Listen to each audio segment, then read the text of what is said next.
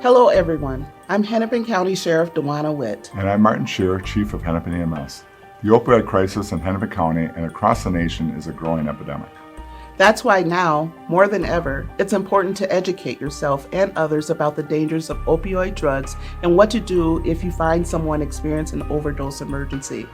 The medicine contained in this vial or this nasal spray can mean the difference between life and death.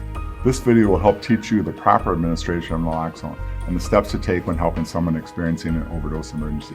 We hope this video could help save someone's life. Hi, I'm Battalion Chief Mike Trullinger with Hennepin Emergency Medical Services. Today, I'm going to take you through the steps to help someone who is experiencing an opioid overdose. All you need to remember is ACDC. The A stands for assess. To assess to see whether someone is experiencing an opioid overdose, check for these signs. The patient or person doesn't respond, like Rachel, our volunteer here. Rachel, can you hear me? Slow or shallow breathing, bluish skin around the lips and fingers, or very small pupils. These are all signs that someone could be experiencing an opioid overdose. The first C stands for call. Call 911. Use your phone to call 911. You'll be directed to an emergency medical dispatcher who will help you through the rest of these steps. D stands for dose. Give 1 dose of naloxone, either in the nose with a device like this, or through muscular injection. When using naloxone, either in the nose or through injection, it may take up to 2 to 3 minutes before it takes effect, especially if they're not breathing well or not breathing at all.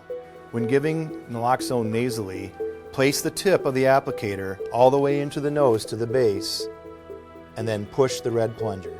If directed to do so by the 911 dispatcher, or if it's been 2 to 3 minutes since the first dose of naloxone, give a second dose. The second C stands for compress. If the person is not coughing, moving, or breathing, start CPR. Place one hand in the center of the chest and the other hand on top. Push hard and fast, 100 to 120 times a minute until help arrives. Lastly, here are a few facts and myths about naloxone, opioids, and opioid overdoses. Fact: naloxone is not a cure for opioid addiction. Naloxone temporarily blocks the effects of opioid drugs and can help restore breathing and a pulse. Fact: most people who overdose on opioid drugs will quickly go into respiratory, then cardiac arrest. Myth: casual contact, such as touching the drug container or a bag of opioid drugs with your bare hands, will cause you to overdose.